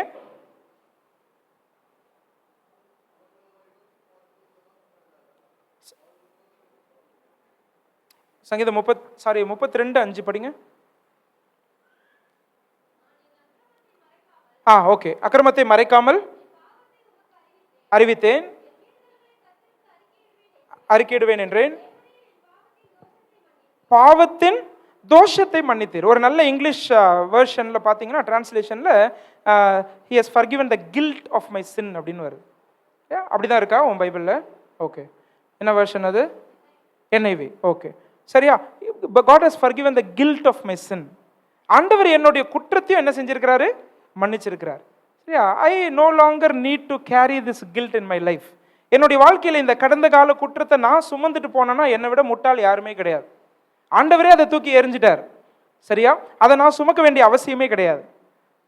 இது ஒரு பெரிய ஒரு பிரச்சனை வாலிபர்களுக்கு. சரியா? அதனால என்ன பண்ணிடுறது இல்லை, சில நேரம் ஆண்டவர் சமூகத்துக்கு போறது இல்லை. ஒரு நாள் பைபிள் படிக்காம விட்டா 2 நாளா மாறுது, 3 நாளா மாறுது. சரியா? ஜெபம் பண்ணாம ஒரு நாள் விட்டா அது 2 நாளா போகுது. அப்படியே நம்முடைய நாட்கள் தொடர்கிறது. ஒரு பாவம் அது என்ன பண்ணுவான் தெரியுமா பிசாசு? அந்த ஒரு பாவம், அந்த ஒரு குற்ற உணர்வு தான் இருக்கும், அதை பல்வேறு பாவங்கள் செய்ய நம்மளை என்ன பண்ணிடுவான்? நம்மளை வழி நடத்துவான். சரியா? அதுதான் பிசாசினுடைய தந்திரம். நீங்க நல்லா யோசிச்சு பாருங்க உங்க வாழ்க்கையை பத்தி. கண்டிப்பா அந்த ஒரு பாவம் 2 பாவமா மாறும், 3 பாவமா மாறும், அப்புறம் எண்ணிக்கை கடங்காத பாவங்களா மாறும். அதுக்கப்புறம் நாமளே, even I am talking about the youth who are coming to the church. சபைக்கு வர யூத் வாலிபர்களை நான் சொல்றேன். இங்க 1 மாசமா பைபிள் படிக்காத வாலிபர்களும் நிச்சயமா இருப்பீங்க. அது எனக்கு ஆச்சரியமே கிடையாது. புரியுதா? கண்டிப்பா உண்டு. அப்ப இதுக்கெல்லாம் காரணம் என்ன அப்படின்னு கேட்டா, நான் தூக்கிட்டு வர என்னுடைய கடந்த கால குற்றம். சரியா? பல நேரங்களில் அது என்னை ஆண்டவருடைய சமூகத்தை விட்டு என்ன பண்ணிடுது அப்படின்னா பிரிச்சிடுது. ஆனா இன்னைக்கு ஆண்டவர் உங்களுக்கு சொல்லித்தரது என்ன அப்படின்னு கேட்டா, நீ மன்னிக்கப்பட்டவன், நீ மன்னிக்கப்பட்டவள் அப்படின்னு ஆண்டவர் சொல்றார். God looks at you as forgiven saint. சரியா? உன் பாவங்களை கர்த்தரிடத்தில் அறிக்கை செய்யற அதே நேரத்துல, அதே தருணத்துல ஆண்டவர் உன்னுடைய பாவங்களை மன்னிக்கிறார். சரியா? ஓகே. அடுத்தது, you are so special because God wants to have a eternal relationship with you. ஆண்டவர் உன் கூட ஒரு நித்திய உறவை வைக்க விரும்புகிறார். அதனால நீ விசேஷித்தவன். சரியா? நீ விசேஷித்தவன். ஒரு வசனம் வாசிக்க போறோம். நான் இதை பத்தி ஏற்கனவே எடுத்திருக்கிறேங்கன்னு நினைக்கிறேன். யாத்ராகமம் 34 எடுங்க. யாத்ராகமம் 34:14 14. ஆண்டவரை பத்தி என்ன வாசிக்கிறோம் பாருங்க. அது அப்படின்னா என்ன அர்த்தம் தெரியுமா? God is so possessive about you. நான் இப்படி சொல்லட்டுமா? He is passionate to have a relationship with you. அதுதான் இந்த எரிச்சல் உள்ளவர்ன்றதுக்கு அர்த்தம். சரியா? நியூ லிவிங் டிரான்ஸ்லேஷன், NLT அப்படின்ற மொழிபெயர்ப்புல இப்படியே வச்சிருக்காங்க, எழுதியிருக்கிறாங்க. God is passionate to have a relation with you ன்னு எழுதியிருக்கிறாங்க. கவனிச்சிங்களா? அவருக்கு இருக்கிற பேஷன் என்னன்னு கேட்டா, என்னோட ஒரு உறவு வச்சுக்கணும்னு அவர் துடிக்கிறாராம். கவனிச்சிங்களா? நித்தியமா அவரோடு கூட உறவில் என்னை இணைக்கிறார் ஆண்டவர். இது எவ்வளவு பெரிய சத்தியம் இல்லையா? இது எவ்வளவு பெரிய ஆச்சரியம் இல்லையா? அப்படின்னா என்னன்னு கேட்டா, என்னை யாருக்காகவும் விட்டு தர்றதுக்கு அவருக்கு முடியாது. நான் ஒரு பொண்ணை லவ் பண்றேன் அப்படின்னு சொன்னா, அவ கூட வேற யாராவது பேசினா என்ன பார்த்தாலே எனக்கு சொல்லுன்னு ஏறும். கரெக்டா? ஏன் அப்படின்னு கேட்டால், நான் அவன் மேலே என்னவா இருக்கிறேன், ரொம்ப பொசசிவாக இருக்கிறேன். அவளை யாருக்காகவும் நான் என்ன பண்ண மாட்டேன், விட்டு கொடுக்க மாட்டேன். நான் பேசிட்டு இருக்கிறது மனித உறவை பற்றி. ஆனால் எல்லாவற்றையும் படைத்த என்னுடைய ஆண்டவர் என் மேலே பொசசிவாக இருக்கிறார் அப்படின்னு சொன்னால், இது என்னுடைய அறிவுக்கே எட்டாத ஒரு விஷயம். புரிஞ்சுட்டீங்களா? என் மேலே ரொம்ப என்னோட கூட உறவு வைக்க அவர் பேஷனேட்டாக இருக்கிறாருன்னு சொன்னால், இதை விட ஒரு பெரிய ஒரு விஷயம் என்னுடைய வாழ்க்கையில் எனக்கு கிடைக்கவே கிடைக்காது. மிஸ் பண்ணிடாதீங்க அந்த உறவை. சரியா? ஆண்டவர் உங்களோடு உறவு வைக்க அவர் விரும்புகிறார். அந்த உறவின் ஆரம்பம் தான் ரட்சிப்பு. நீங்கள் இயேசு கிறிஸ்துவை விசுவாசித்து அவரை ஏற்றுக்கொள்வது, உங்களுடைய பாவங்களை அவரிடத்தில் அறிக்கை செய்து அவரை ஏற்றுக்கொள்வது. சரியா? அதிலிருந்து அந்த உறவு ஆரம்பிக்குது. அப்போ அப்படிப்பட்ட ஒரு உறவை ஆண்டவர் உங்களுக்கு ஏற்படுத்த விரும்புகிறார். இந்த உறவுக்கு முடிவே கிடையாது. அதனால தான் எட்டர்னல் ரிலேஷன்ஷிப்னு சொன்னேன். நித்திய உறவு. அந்த உறவுக்கு முடிவே கிடையாது. சரி, அது தொடர்ந்துட்டே போகுது. இந்த பூமியில் இருக்கும்போதும் அவரை நம்ம ருசி பார்க்க போகிறோம். பரலோகத்துக்கு போகும்போதும் தொடர்ந்து அவரை நம்ம என்ன செய்ய போகிறோம், ருசி பார்க்க போகிறோம். இங்கே அறிந்து கொண்டதை விட அதிகமாகவே அறிந்து கொண்டு அவர் இருக்கிற வண்ணமாகவே அவரை நாம் தரிசித்து அவரோடு கூட யுகாயுகமாய் நம்ம என்ன செய்ய போகிறோம், நடக்க போகிறோம். சரியா? ஆச்சரியமான ஒரு வாழ்க்கை அது. அப்படிப்பட்ட வாழ்க்கையை கர்த்தர் எனக்கு கொடுத்திருக்கிறார். அதனால தான் இயேசு கிறிஸ்துவை விசுவாசிக்கிறவன் மரித்தாலும் பிழைப்பான் அப்படின்னு படிக்கிறோம். நானே உயிர்த்தெழுதலும் ஜீவனுமாய் இருக்கிறேன், என்னை விசுவாசிக்கிறவன் மரித்தாலும் பிழைப்பான். சரியா? அப்போ இப்படிப்பட்ட சில காரணங்கள். சரியா? இப்படிப்பட்ட நான் நிறைய விஷயங்கள் உங்களுக்கு சொன்னேன் இல்லையா? ஆண்டவர் உங்களை அவருடைய சாயலில் படைச்சிருக்கிறாரு. என்னெல்லாம் படித்தோம் இன்னைக்கு? ஆண்டவர் உங்களை எப்படியெல்லாம் பார்க்குறார்? அவர் உங்களை ரொம்ப வேல்யூபிளாக பார்க்குறாரு. ரெண்டாவது நான் சொன்னேன், மதிப்பு பெற்றவர்களாய் பார்க்கிறார். உங்களுடைய மதிப்பு இயேசு கிறிஸ்துன்னு சொன்னேன். உங்களை தனித்தன்மை வாய்ந்தவர்களாய் அவர் படைத்திருக்கிறார். உங்களை நேசிக்கிறார், உங்களை மன்னித்திருக்கிறார், உங்களோடு ஒரு உறவு வைக்க அவர் துடிக்கிறார். நல்லா கவனிங்க. இப்போ இப்படிப்பட்ட விஷயங்களுக்காக நீங்கள் என்னன்னு சொல்லுது Bible? You are so special. சரியா? நீங்கள் ரொம்ப விசேஷித்தவர்கள் அப்படின்னு சொல்லுது. இப்போ நல்லா கவனிங்க. To those who are special God always gives the best. நான் செய்தியை முடிக்க போகிறேன் ஒரு 2-3 நிமிஷம். நல்லா கவனிங்க. யார் ஆண்டவருக்கு ரொம்ப பெஸ்ட்டோ, சரி, யார் ரொம்ப ஸ்பெஷலோ அவங்களுக்கு எப்பயுமே என்னதான் கொடுப்பாராம்? என்னதான் கொடுப்பாரு? பெஸ்ட் தான் கொடுப்பார். சரியா? ஜிம் எலியட் என்ற மிஷனரி ஒரு முறை இப்படி சொன்னார், God always gives his best to those who leave the choice with him அப்படின்னு சொன்னார். என்னுடைய வாழ்க்கையினுடைய தேர்ந்தெடுப்புகளை நான் தேவனிடத்தில் ஒப்பு கொடுப்பேன், ஆனால் எனக்கு சிறந்தவற்றை தான் தேவன் கொடுப்பார் அப்படின்னு இந்த மனுஷன் எழுதி வச்சிருக்கிறார். நான் சொல்றது புரியுதா? இப்போ அப்ளிகேஷன் என்ன? இந்த நம்ம முடிக்கும் போது நம்ம என்ன கற்றுக்கிறோம்? Are you ready to leave your life choices with God? கடவுள்கிட்ட உங்கள் சாய்ஸஸை நீங்கள் ஒப்பு கொடுக்க உங்களுக்கு ஆயத்தமா, உங்களுக்கு விருப்பமா? ஏன் இஷ்டத்துக்கு ஒரு பெண்ணை தேர்ந்தெடுக்க மாட்டேன், ஏன் இஷ்டத்துக்கு ஒரு பையனை என்னோட வாழ்க்கை துணையாக நான் நினைக்க கூட மாட்டேன். என்னை படைச்ச இறைவனுக்கு தான் எனக்கு எது பெஸ்ட்ன்றத, எனக்கு எது ஏற்ற துணைன்றத அவர் ஒருத்தர் தான் முடிவு பண்ண முடியும். வேற எதுவுமே ஃபிட் ஆகாது. உங்கள் விலை எலும்பு எங்கே சுற்றி நிற்குதுன்னு அவருக்கு தான் தெரியும். சரியா? அதை கொண்டு வந்து இணைச்சா மட்டும்தான் ஃபிட் ஆகும். புரியுதா? வாலிபத்தில் நான் இதை ஆண்டவர்கிட்ட கொடுத்தேன். இந்த மாதிரி எல்லா சாய்ஸஸும், நீங்கள் என்ன கோர்ஸ் தேர்ந்தெடுக்கணும், நீங்கள் என்ன படிப்பு படிக்கணும், சரியா, நீங்கள் என்ன வேலை செய்யணும், நீங்கள் எடுக்கிற ஒவ்வொரு டெசிஷன்ஸ்லையும் நீங்கள் செய்ய வேண்டியது என்னென்னா, ஒரு வெள்ளை பேப்பர், நிறைய யூத் ரெட்ரீட்டெல்லாம் கேள்விப்பட்டிருப்பீங்க இதை, ஒரு வெள்ளை பேப்பர், இது எழுதின பேப்பர் காமிக்கிறேன். ஆனால் வெள்ளை பேப்பரில் நீங்கள் என்ன பண்ணணும், கீழே என்ன பண்ணணும், ஒரு கையெழுத்து போட்டு அதை யார்கிட்ட கொடுத்துடணும், ஆண்டவர்கிட்ட கொடுத்துடணும். சரியா? அதை A to Z ஃபில் பண்ணுறவர் யாராக இருக்கணும்? யாருங்க இருக்கணும்? ஆண்டவராக தான் இருக்கணும். நீங்கள் எழுதிட்டு அவர்கிட்ட போய் கையெழுத்துக்காக நிற்காதீங்க. சரியா? நீங்கள் உங்கள் இஷ்டத்துக்கு அதை எழுதிட்டு அவர்கிட்ட போய் என்ன செய்கிறோம், நம்ம கையெழுத்துக்காக நிற்கிறோம். அதுக்கு பிறகு ஒரு பத்திரிக்கை வேறு அடித்து இது கர்த்தரால் வந்ததுன்னு வேற போடுறோம். சரியா? ரொம்ப தவறு இல்லையா? ரொம்ப ரொம்ப தவறு. அப்போ என்ன செய்யணும்? உங்களோட லைஃப் சாய்ஸஸை இப்போ ஆண்டவர் இவ்வளோ பெஸ்ட்டானது எனக்கு செய்ய முடியும்னா, என்னை பற்றி முற்றிலும் அறிந்தவர் அவர் தான்னா, என்னை படைத்தவர் அவர் தான்னா, எனக்கு ஆண்டவர் இயேசு கிறிஸ்துவோட உட்கார வச்சு என்னோட கடந்த காலம், நிகழ்காலம், எதிர்காலம் இதெல்லாம் அறிந்திருக்கிறாருன்னு சொன்னா, அவர்கிட்ட என்ன நானே ஒப்பு கொடுப்பதில் என்ன தவறு இருக்கு? சொல்றது புரியுதா? பிள்ளைங்க இன்னைக்கு அவங்க இஷ்டத்துக்கு வாழ்க்கை துணையை தேர்ந்தெடுக்கிறது காரணம் என்ன தெரியுமா? எதிர்கால பயம் தான், விசுவாச குறைச்சல் தான். நான் சொல்லட்டுமா, அதுவும் ஐடென்டிட்டி இஷ்யூ தான். என்னை யார் ஏத்துக்க போறா? நான் இருக்கிற நிலையில என்னையே நான் அருவருக்கிறேன், என்னை ஏத்துட்டு வேற யார் என் கூட வாழ போறா? இந்த ஒரு எதிர்கால பயத்துல தான் பல நேரங்களில் நீங்களே உங்களுடைய துணிகரத்தில் என்ன செய்றீங்க, இதுதான் எனக்கு பெஸ்ட் அப்படின்னு சொல்லி நீங்க நினைக்கிறீங்க. சரியா? ஆனா தட் இஸ் ராங். சரியா? ஆண்டவர் உங்களுக்கு பெஸ்டானதை கொடுப்பார். சரியா? இதுதான் ஃபர்ஸ்ட் அப்ளிகேஷன். ரெண்டாவது, don't yield to peer pressure and the pressures of the world that are not pleasing to God. இப்போ ஆண்டவர் என்ன ஸ்பெஷல்னு பார்க்குறாரு. சரியா? என்னை இப்படிலாம் என் வாழ்க்கையில் பிளான்ஸ் வச்சிருக்கிறாரு. சரியா? எனக்கு ஒரு அடையாளத்தை அவர் கொடுத்திருக்கிறாரு அப்படின்னு சொன்னா, மற்ற நெருக்கடிகள், என்னோட ஃப்ரெண்ட்ஸ் கொண்டு வரக்கூடிய சவால்கள், நெருக்கடிகளுக்கு ஒரு காலமும் நான் இணங்கி போக வேண்டிய அவசியம் இல்லை. நல்லா புரிஞ்சுக்கோங்க. சரியா? நாளையிலிருந்து எந்த நண்பன் உன்னை ஓட்டினாலும் சரி, சரியா, ஃப்ரெண்ட்ஸு முக்கால்வாசி காலேஜில் பாவ பழக்கங்களுக்கு தான் இழுத்துட்டு போவாங்க. ஒரு வசனம் வாசிக்கிறீங்களா? 1 கொரிந்தியர் 15 33. 1 கொரிந்தியர் 15:33 படிங்களே. மோசம் போகாதிருங்கள், ஆகாத சம்பாஷணைகள் நல் ஒழுக்கத்தை என்னங்க செய்யும்? கெடுக்கும். கெடுக்கும். விழுந்து போயிட்டு அப்புறம் கண்ணீர் வடிக்க முடியாது. சரியா? முதலாவது நீங்க அதை புரிஞ்சுக்கோங்க. எனக்கு இந்த உலகத்துல எவ்வளவு நெருக்கடிகள் வேணா வரலாம். தானியேலுக்கு வரலையா? தானியேலை பத்தி எல்லா யூத் கேம்ப்லையும் கேட்டிருப்பீங்க இல்லையா? ஒரு புது இடம், புது நண்பர்கள், அப்பா அம்மா இல்லை, அவனுடைய மொழி இல்லை, அவனுடைய ஆண்டவர் ஆராதிக்க முடியல, எவ்வளோ நெருக்கடிகள், lot of pressures. Still Daniel did not yield to all these pressures இல்லையா? சரிதானே?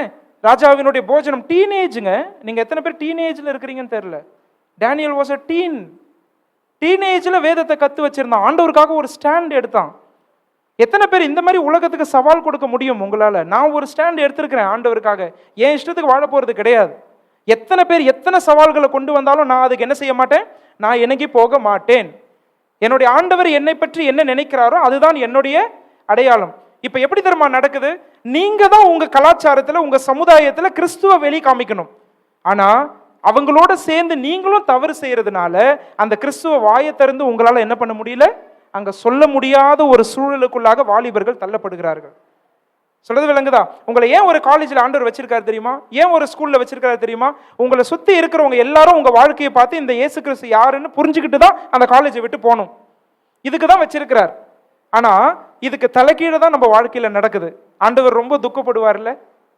அப்போ என்னுடைய ஃப்ரெண்ட்ஸ் என்ன சொன்னாலும் சரி, என்ன நெருக்கடிகள் கொண்டு வந்தாலும் சரி, அதுக்கு நான் இணங்கி போக மாட்டேன். ஏன்னா எனக்கு ஒரு அடையாளத்தை, சிறந்த அடையாளத்தை என் தேவன் எனக்கு கொடுத்திருக்கிறார். புரிஞ்சுட்டீங்களா? இனிமேட்டு அப்படி வாழ்வீங்களா? சரியா? நாளைக்கே வரும் இந்த நெருக்கடி, நாளைக்கே இந்த சவால் வரும். அப்படி இருக்கும்போது ஃப்ரெண்ட்ஸ் எல்லாம் பார்த்து ஆச்சரியப்படணும். என்னப்பா ரஜினி படம் ரிலீஸ் ஆகுது, இதுக்கு எவ்வளோதான் கூட்டு பார்த்தாலும் இவன் வரவே மாட்டானே, இவன் வரவே மாட்டாளே. புரியுதா?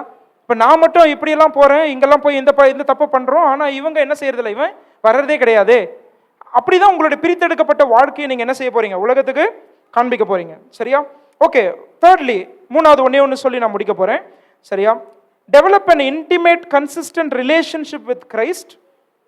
Develop an intimate consistent relationship with Christ. சரியா? இதுக்கு நீங்க ஃபோக்கஸ் பண்ணணும். இப்போ ஆண்டவருடைய பார்வையில் நான் ஸ்பெஷல், என்னோட உறவு வைக்க அவர் விரும்புறார் அப்படின்னு சொன்னா, நான் அவரோட உறவு வைக்க எவ்வளவு விரும்புறேன்.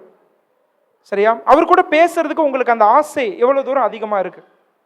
இன்னைக்கு ஆண்டவரோட பேசுனீங்களா? தினமும் அவருடைய குரலை கேட்குறீங்களா? நான் சொல்றேன், வாலிபர்கள் ஆண்டவருடைய குரலை கேட்கிறோம்னு நீங்க சொன்னீங்கன்னா அதை விட பெரிய ஆசீர்வாதம் உலகத்திலே எதுவுமே கிடையாது. சரியா? அங்கதான் தேவனுடைய சித்தத்தை அறிஞ்சு கொள்வீங்க. உங்களை ஆண்டவருடைய நித்திய திட்டத்தில் உங்களுக்கு என்ன பங்குன்றதை நீங்க புரிஞ்சுப்பீங்க. அதை பத்தி நம்ம 3rd வீக் பேச போறோம். சரியா? உங்களுடைய லைஃப்ல என்ன பர்பஸ், எப்படி சமுதாயத்தில் நீங்க வெளிச்சங்களா பிரகாசிக்க போறீங்கன்றதை நம்ம பேச போறோம். ஆனா அதனுடைய அடிப்படை என்ன அப்படின்னு கேட்டா, கர்த்தரோடு நீங்க கொண்டுள்ள உறவு தான். அவர் யார் என்று அறிகிற அறிவு தான் அவருடைய சித்தத்தையும் உங்க வாழ்க்கையில் என்ன செய்யும்? வெளிப்படுத்தும். So develop an intimate consistent fellowship with Christ. சரியா? நல்ல நெருக்கமான, பிரிக்க முடியாத, தொடர்ச்சியான, நிலைவர தன்மை உள்ள உறவை கர்த்தரோடு என்ன பண்ணுங்க? நீங்க வளர்த்துக்கோங்க. அதுக்கு உங்களை நீங்க ஒப்பு கொடுங்க. அதுக்கு காலைல ஏஞ்சோடனே உங்க சிந்தனை வாழ்வை ஒப்பு கொடுங்க, உணர்ச்சிகளை ஒப்பு கொடுங்க. ஆண்டவரோடு எப்பொழுதும் பேசிக்கிட்டே இருங்க. ஆண்டவரோடு எப்பொழுதும் ஜெபத்தில் நீங்க தொடர்பு வச்சுட்டே இருங்க. வேத வசனத்தால இருதயத்தை நிரப்புங்க. ஆண்டவர் ஒவ்வொரு நாளும் வேத வசனத்தை கொண்டு ஆவியானவர் உங்களை நடத்த விரும்புகிறார். அந்த ஃபெலோஷிப் தான் மிகவும் அடிப்படை. அந்த ஃபெலோஷிப் தான் இருக்கிறதுலே முக்கியம். ஆண்டவர் என்ன ஒரு உறவுக்காக அழைத்திருக்கிறார். சரியா? எதுவுமே கிறிஸ்தவம் நான் எப்பயுமே கிறிஸ்தவம் ஒரு மதமே கிடையாது. அது ஒரு உறவுன்னு சொல்லுவேன் நான். ஆண்டவர் என்னை அவரோடு உள்ள உறவில் இணைப்பதற்காக தான் இந்த பூமிக்கு அவர் வந்தார். ஆக இதுக்கு நீங்க முக்கியத்துவம் கொடுங்க. உங்களுடைய குவாலிட்டி டைம் ஆண்டவருக்காக கொடுங்க. ஆண்டவரோடு நீங்க பேசுங்க. நீங்க காலையிலையோ நைட்டோ மத்தியானமோ சாயந்தரமோ அது உங்களுடைய விருப்பம். ஆனா நீங்களும் ஆண்டவரும் தனியா உட்காரணும். சரியா? அவர் உட்கார்ந்துட்டு இருக்கிறார், உங்களோட பேச விரும்புறார். நீங்க ரெடியா இருக்கிறீங்களா? அவருடைய குரலை கேட்க உங்களை ஒப்பு கொடுங்க. உங்களுடைய வாழ்க்கை முழுவதும் அவரோடு பேசிக்கிட்டே இருங்க. நீங்கள் தூங்கும்போது பேசலாம், நடக்கும்போது பேசலாம், நீங்கள் சாப்பிடும்போது பேசலாம், பாத்ரூம் போகும்போது பேசலாம், எல்லா நேரமும் பேசிக்கிட்டே இருக்கலாம் ஆண்டவரோட. அவருடைய கிருபாசனம் எப்பயுமே திறந்துருக்குது. உங்களோட பேசுறதுக்கு அவர் எப்பயுமே சலிப்பு தட்டதே கிடையாது ஆண்டவருக்கு. சரியா? ஒருத்தவங்களோட பேசி பேசி நமக்கு சலிப்பு தட்டுது தெரியுமா? அந்த மாதிரிலாம் ஆண்டவருக்கு சலிப்புலாம் தட்டாது. எப்பயுமே அவர் பிஸியும் கிடையாது. உங்களோட பேச அவர் விரும்புகிறார். அந்த உறவை நீங்க வாலிபத்திலே வளர்த்துக்கிட்டீங்கன்னா கர்த்தரை உங்க அனுபவ ரீதியாய் ருசி பார்க்க ஆரம்பிச்சிருவீங்க. சரியா? இந்த 3 விஷயத்தை மனசுல வச்சுக்கிட்டீங்களா? உங்களை ஃபர்ஸ்ட் என்ன படிச்சோம் நம்ம? To those who are special God gives the best. So leave your life choices to him. உங்களுடைய வாழ்வின் தேர்ந்தெடுப்புகள் அவருக்கு ஒப்பு கொடுங்க. இதான் ஃபர்ஸ்ட் கற்றுக்கிட்டோம். ரெண்டாவது, don't yield to peer pressures. உங்களுடைய ஃப்ரெண்ட்ஸ் என்ன சொல்றாங்களோ, உலகம் என்ன சொல்லுதோ அதை குறித்து நீங்க உங்களுக்கே ஒரு அடையாளத்தை கொடுத்துட்டு தயவுசெய்து அந்த நெருக்கடியில் என்ன பண்ணிடாதீங்க, விழுந்துடாதீங்க. அந்த சவால்களில் நீங்க விழுந்து போனீங்க அப்படின்னு சொன்னா கர்த்தர் உங்களை பார்க்குற விதத்தில் நீங்க ஒரு காலம் உங்களை பார்க்க முடியாமல் போயிடும். சரியா? That is also dangerous. ஆகாத சம்பாஷணை நல்லொழுக்கத்தை கெடுக்கும். மூணாவதா நம்ம கத்துக்கிட்டது, அவரோடு நல்ல உறவு வச்சுப்போம், அவருடைய சித்தத்தை அறிந்து கொள்வோம். உங்களை ஒரு நோக்கத்துக்காக படைத்திருக்கிறார்.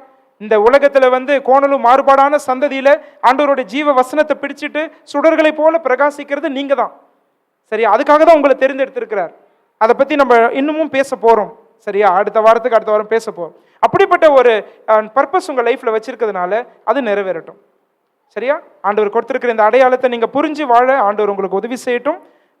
ஹெல்த்தி செல்ஃப் இமேஜ்னா என்ன சொன்னேன் நான்? அந்த டெஃபினேஷன் மட்டும் நம்ம சொல்லி முடிப்போமா? What is healthy self image? To look at my self as God looks at me, no more no less. ஆண்டவர் என்னை பார்க்கிறது போல நான் என்னை பார்க்க வேண்டும். அதற்கு மேலேயும் கிடையாது, அதுக்கு கீழேயும் கிடையாது. அப்படி நீங்க பார்க்க கத்துக்கிட்டீங்கன்னா உண்மையாவே ஆண்டவர் கொடுக்கிற அடையாளத்தின்படி நீங்க நிச்சயமா வாழ ஆண்டவர் உங்களுக்கு உதவி செய்வார். Thank you.